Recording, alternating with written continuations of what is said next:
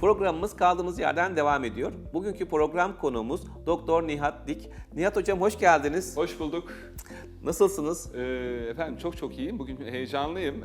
Çünkü ilk defa anlatacağım bir konu, yeni bir teknoloji ve Türkiye'de belki de dünyada ilk defa bu iş için kullanılıyor olan bir çeşit teknolojik bir makineden bahsedeceğim. Bu makinayla ameliyatsız meme dikleştirebiliyoruz. Bu makinayla ameliyatsız kol sarkmalarına ve bacak içi sarkmalarına ya da hafif bu karındaki aşırı kilo vermeye bağlı olan başlangıç aşamasındaki sarkmalarda çok faydası olan ve ameliyatsız bir şekilde bu olayı çözüme götüren bir teknolojiden bahsedeceğim. Hocam peki nasıl oluyor? Bu mekanizmasını biraz anlatır mısınız? Efendim? Yani ben de hakikaten çünkü sürekli meme yapan bir hekim olarak Evet. nasıl yaptığınızı ben de merak ediyorum. Bir anlatırsanız Aynen. memnun oluruz. Yani bir memeyi dikleştirebilmek için iki tane yolunuz var. Ya elinizle şu yukarıdan tutar yukarıya çekersiniz ya aşağıdan alır yukarıya kaldırırsınız. Evet.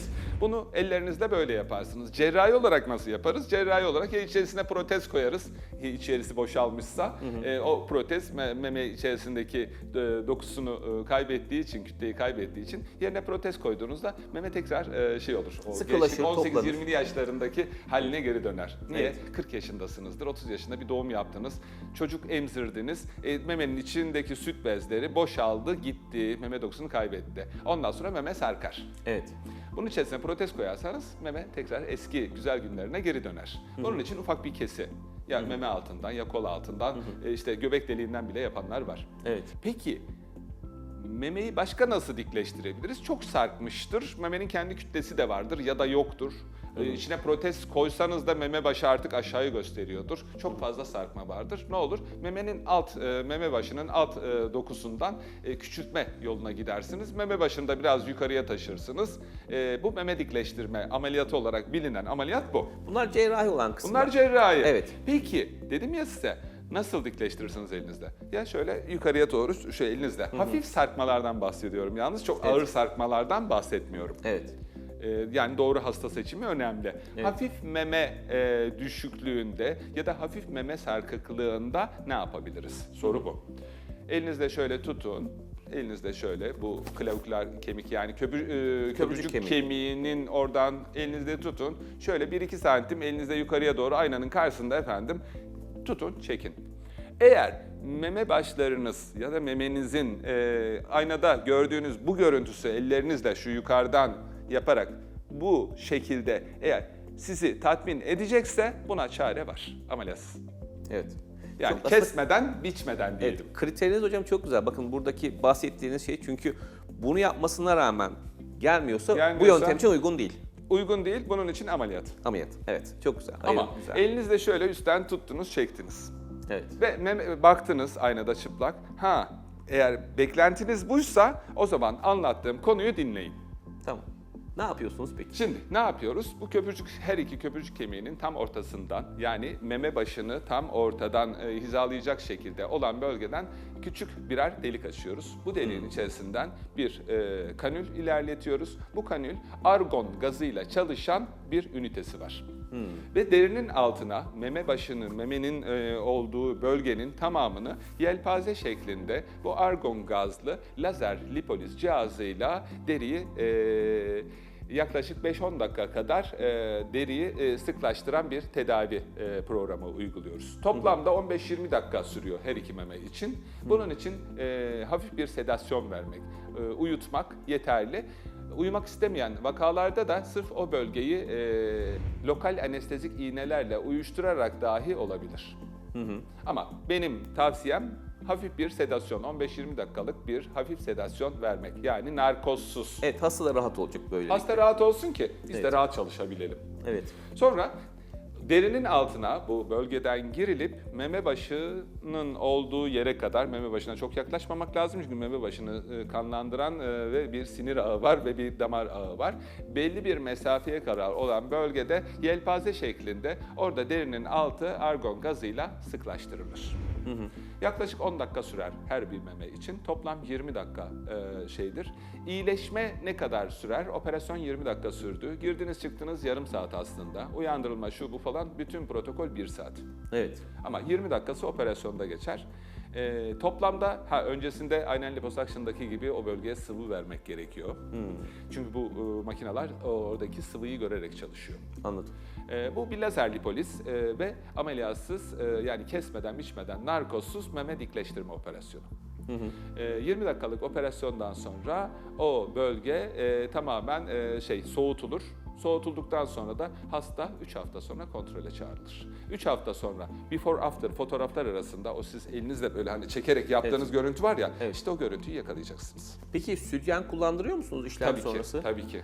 Yani medikal sütyenlerden bahsediyoruz. Medikal sütyen kullanması lazım en az 3 hafta.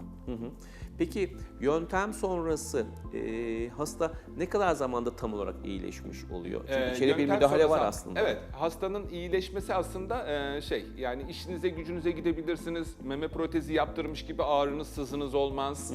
Hele özellikle kas altı konulduysa biliyorsunuz 3 hafta kollarınızı kaldıramıyorsunuz. Ama kas üstü konulanlarda da yine bir yara izi oluyor. Onun iyileşmesi bir hafta 10 gün yine böyle bir zamanınız var. Bunda ise onların hiçbiri yok.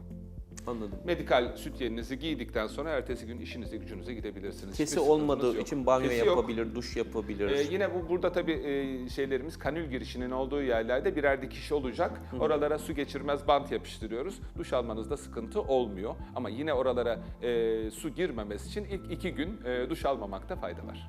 Peki spora ne zaman başlayabilirler? Hemen spor yapabilir. Hemen ertesi gün başlayabilirsiniz ama bir gün önce bir operasyon geçirdiniz. İsterseniz yine de bir 48 saat yani o gün operasyon olduğunuz gün dinlenin. Ertesi gün de dinlenin. Ondan sonra sporunuza, işinize, gücünüze her şey serbest. Yani aslında bir günlük hafta sonu estetiği bu. Anladım. Peki sonrasıyla ilgili olarak bilmiyorum ne kadar yıldır bu tür yöntemleri uyguluyorsunuz. Bir yıl sonra ne oluyor? Yani tekrar etmek gerekiyor mu? O bölgede aslında oluşan fibrotik bantlar. Yani cildi ısıtmaya bağlı oluşan fibrotik bantlar. Yani herhangi bir gevşeme olmuyor. Doğal yaşlanma sürecinizi yaşıyorsunuz. Ya da işte daha önce biliyorsunuz liposuction sonrası gerginleştirme için kullanılan lazer cihazları var. Yani bunlardaki olan sonuçlarla birebir aynı. Ama bu cihazlarla daha önce meme dikleştirme denendi mi ben bilmiyorum. Ve bunu Türkiye'de de herhalde ilk uygulamaya başlayan klinik biz miyiz? Ondan da çok fazla bilgim yok. Ama vaka sonuçlarımın çok güzel olduğunu biliyorum. Aslında bu teknik yani yüzde uygulanıyordu. Ama vücutta şu anda memede daha doğrusu ilk defa uygulayan kişi olarak şu anda. Evet. Siz öyle duydunuz. Yüzde özellikle bu ağır yüzlerde cildi biraz daha sıklaştırmak için çok fazla doku çıkartmamak için yüz germe ameliyatlarında sıklıkla kullanılan bir operasyondu. Ama oradaki şeyler, kanüller ve fiberler daha da inceydi. Evet. Ama şimdi burada kullanılan kanül yine aynısı bu tuzluk dediğimiz kol altlarında, bacak içlerinde o bölgelerde de sıklaşma sağlayan bir cihaz. Karın mesela liposuction'larında da aslında buna benzer. Tabii ki bu argonla değil de başka bir gazla çalışıyor, helyumla çalışan. Orada mesela sıkılaştırmak için tercih ediliyor. Liposuction'ı kombine etmek babında ama tabii memeye liposuction yapılmıyor. Yani burada aslında meme küçültülmüyor. Meme küçültülmüyor, meme dikleştiriliyor burada ve hiç kesmeden, biçmeden ve narkoz olmadan.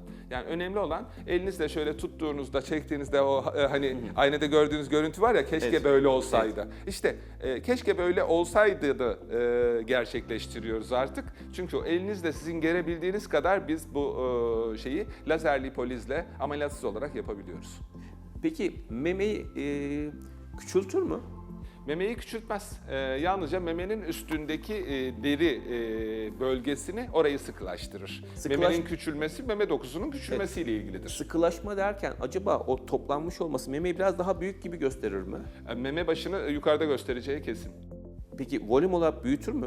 Bakın, volüm olarak sarkmış memeyi daha değerli toplu gösterecek ve meme başı daha da yukarıda gözükecek. Çünkü bununla ilgili çalışmalarım ve hastalarım var. Birazdan size gösteririm. Bu da biraz aslında şimdi dikleşmesi anlamında yani yukarı topladığı için otomatik olarak çünkü aşağı inmiş doku meme biraz daha volümlü görünecek. Volümlü gözükecektir. Relatif olarak. Sütyen taktığınızdaki görüntünün aynısı olacak. Relatif olarak aslında büyüyen bir şey yok ama dikleştiği için daha büyümüş gibi büyümüş gibi gözükecek. Yani destekli sütyen taktığınızdaki görüntünün onun bir kopyasını alacaksınız, üstelik sütyensiz. Görsel anlamda. Peki hocam bu tip bir teknolojide herhangi bir yan etki olabilir mi? Bununla ilgili helyumla çalışan makinalarda olmuştu. Bununla ilgili FDA onayları vardı. O FDA onaylarını kaybettiler ama argonla ilgili olan çalışmalarda şey yok. Şu ana kadar komplikasyon bildirimi yok. Evet. Ve gayet mantıklı, iyi bir yöntem. Argon gazının doku için zararlı olmadığı ile ilgili bir sürü de çalışma mevcut. Bu çok önemli bir bilgi. Özellikle helyumla yapılan bu tip uygulamalarda hakikaten ciddi sıkıntılar olabileceğini ben yıllardır tahmin ediyordum aslında ama bunda şu anda... Evet, argon helyum ayrımı var burada. Onun için Evet. argon gazı çok daha mantıklı ve uygulanabilir. Amerika'da, İngiltere'de hemen hemen siz de biliyorsunuz Evet. 10 yıllardır kullanılan bir yöntemi. Değişik meme dikleştirme için kullanmaya başladık ve çok da başarılı oldu. Hocam çok teşekkür ederim. Gerçekten sizinle her programımızda yepyeni bir teknoloji, yepyeni bir teknik. Hakikaten bunlar çok değerli. Hani geleceğe ait böyle fütüristik bir böyle şeyiniz var, bakışınız var. Bu hakikaten çok etkileyici. Evet, Çok teşekkür ederim. Yani estetikte teknolojiyi kullanmaya çalışıyorum. Yeni gelen bir teknolojisi varsa mutlaka Nihat Dik'e sorun. Mutlaka haberi vardır. Çok teşekkür ederim. Evet efendim, bugünkü program konuğumuz Doktor Nihat Dik idi. Bize vermiş olduğu güzel bilgiler için kendisine çok teşekkür ederiz. Programımız kaldığımız yerden tüm hızıyla devam ediyor.